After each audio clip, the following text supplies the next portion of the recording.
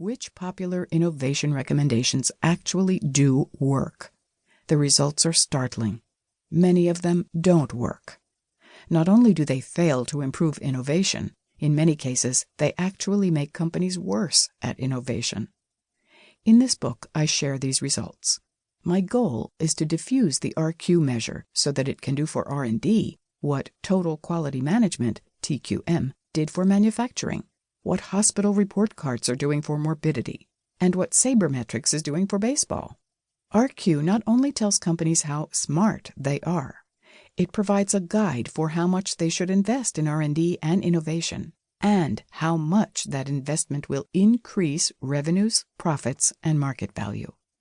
If companies use these findings to increase their RQs, it will not only result in their own desired growth, it should also restore economic growth to the rates we enjoyed in the mid-20th century. Chapter 1. The Problem. Flying Blind. There is no question that innovation is important. Everywhere you turn, people are lauding its benefits. It's hard to open any popular business magazine and not find an article on innovation. This preoccupation with innovation comes from the belief that it is the key to growth. As Strategy and reported in its 2015 Global Innovation Study, the results of our survey of 1,757 executives couldn't be clearer. Innovation today is a key driver of organic growth for all companies, regardless of sector or geography.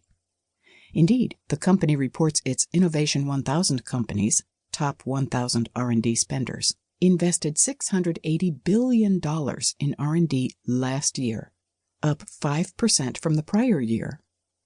The benefits of innovation don't stop with companies. Historically, R&D has been viewed as the engine of economic growth as well. This assumption was the foundation for President George W. Bush's America Competes, creating opportunities to meaningfully promote excellence in technology, education, and science, Act of 2007, whose goal was to invest in research and development to improve the competitiveness of the United States. Demonstrating that support for innovation is nonpartisan, President Barack Obama signed into law the America Competes Reauthorization Act of 2010, 3 years later. Yet, despite the importance of innovation to companies as well as to the broader economy, despite the growth in real R&D by both the government and companies, and despite all the experts dedicated to helping companies innovate, companies have become worse at it. The money companies spend on research and development is producing fewer and fewer results. In fact, the returns to companies' R&D spending have declined 65% over the past 3 decades. Not coincidentally, this decline coincides closely with the decline in U.S. GDP growth over the past 30 years. Given the tremendous importance of innovation, all the attention paid to it, and all the experts dedicated to advising companies on it, how is it possible that R&D has suffered such a severe decline in productivity? I believe it is because everyone is flying blind with respect to innovation, because there has been no good way to measure its quality or productivity. Indeed, Industrial Research Institute, IRI, members report that the lack of good R&D measures is one of the top problems they face. They view measurement as important, A, to justify R&D investment to CEOs, the board, and investors, B, to improve the efficiency of R&D, and C, to estimate the value of R&D investment for future growth. Existing measures. This measurement problem isn't about a dearth of measures. In fact, it's the opposite problem, overabundance of measures.